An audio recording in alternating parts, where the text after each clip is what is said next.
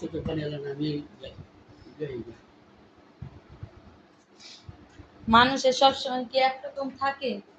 আল্লাহ দিলে এতে ভালো পরিস্থিতি একসময় হইব কই যাওয়া পায় ঠিক থাকবো না। আল্লাহ পাক এমন সময় রাখবেন।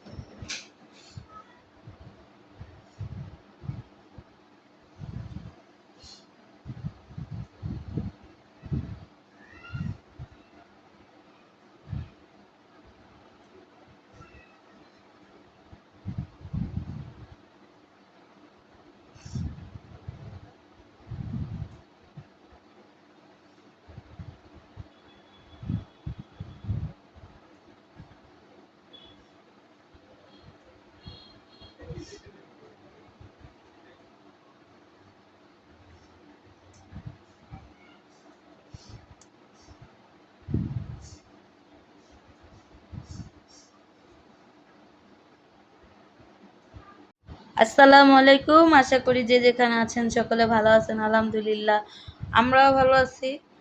তো আজকে হচ্ছে চাঁদ রাত।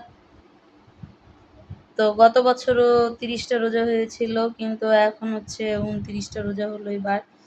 তো আলহামদুলিল্লাহ আলহামদুলিল্লাহ আলহামদুলিল্লাহ আল্লাহ পাকের অশেষ রহমত যে সকল জান সালামত ভালো আছে।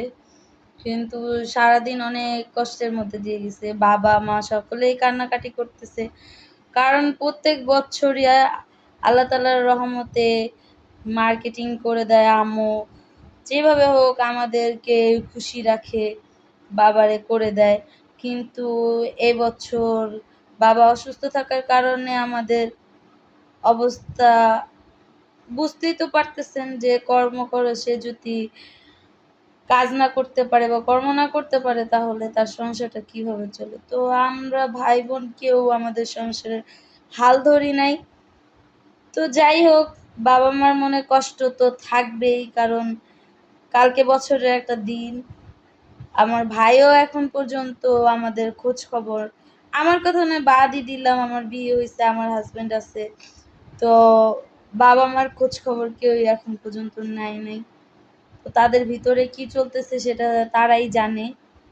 তো আমি অনেক করতেছিলাম যে কালকে বছরের একটা দিন অন্তত পক্ষে যাতে একজন মানুষ উপস্থিত হলো, যাতে তাদেরকে একটু সেমাই চিনি দেওয়া যায়। তো আম্মু কি বলবো, পুরোপুরি ভাঙা পড়ছে, কান্নাকাটি করতেছে যে আব্বুকে প্রত্যেক বছর কেনাকাটা করে দেয়, আর এই বছর এখন পর্যন্ত আমার বাবার এ পর্যন্ত কি, তো এখন তো রাত্রে 11টা প্রায় কাছাকাছি, তো আমার বাবাকে কিছুই কিনে দিতে পারেনি। যে মানুষটা 29টা রোজা নামাজ সব কিছু করছে, সেই মানুষটা জন্য কিছুই করতে পারলাম না, ফোন টোন দেই নাই, আমি নিজে অসুস্থ। তো আল্লাহ এখন আমাকে একটু সুস্থতা দান করছে। তো এখন এই যে মেহেদি নিয়ে আসছে একটা, আম্মু দিবে না, আমি জানি যে আম্মুর অনেক মেহেদি পছন্দ, অনেক পছন্দ, কিন্তু দিবে না। এখন আমি জোর করে ওনারে একটু মেহেদি দিয়ে দিব, কারণ কষ্ট মানুষের থাকতেই পারে, তাই না? কিন্তু কষ্টের মাঝেই মানুষের সুখ খুঁজে নিতে হয়, তাই